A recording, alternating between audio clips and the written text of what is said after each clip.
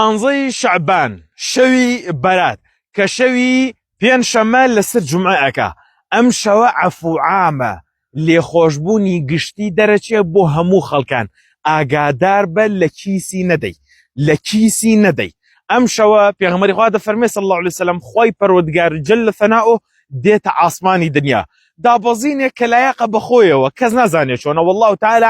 ئەعلەم نؤمن به ئیمانمان پێیەتی و خەڵاس خی گەورە دابەزێ ئەمە خاڵ یەکەم خاڵی دووەم لە هەموو خەڵکان خۆشە بێ لەوانەی کە بۆنە دێنە ناو ئیسلام دەبنە مسلمان لیان خۆشە بێ لەوانەیەژی کە مسلمان و تاوانیان زۆر زۆرە خی پەروەردگار جل ثەناؤه چیەکە لیان خۆشە بێ ئەگەر داوای لێ بکەن جا تۆ بیر بکەوە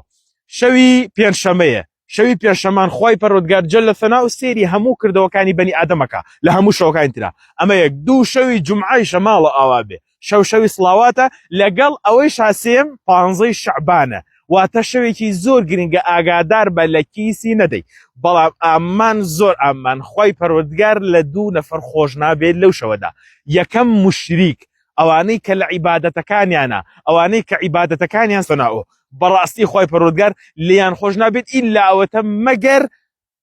گەڕابێتنەوە بۆ لا ئیلاهە ئیلا الله وازیان لە شیرکەکانی نابێت خاڵی دووەم تاوانی دووەم ئەوانن کە بەڕاستی دوو کەس لەگەڵ یەکتریا بینیان نییە باشە سەلامیان نییە یان هەر شتێکی تریان نییە ئاگادار بن کردەوەی ئەم دوانە ڕائگیرێ بەرز ناکرێتەوە ئەم شەوی شەعبانە ئەوە مهم ئەم 15 شەعبانە کە خۆیان پێڵێن شەوی بەرات لە پیاوچاکان هاتووە فەرمێ بازاڕەکانیان دائەخست دوکانەکانیان دائەخست وازیان لەم لاولا ئەهێنا بەس بۆ ئەو شەوە و هیچ نوێژێکی تایبەتیشی تیان نییە هیچ ذکرێکی تایبەتی تیان نییە تەنها داوای لێخۆشبوونی لە خی پەروەردگاری تایە جل ثەناؤه پیاوچاکان وازیان لە هەموو ئیشەکانی دنیا هێنا بەس بەو شەوە بۆیە ڕەحمەتی خی پەروەردگاری لێبێ لە کیسی نەدەی.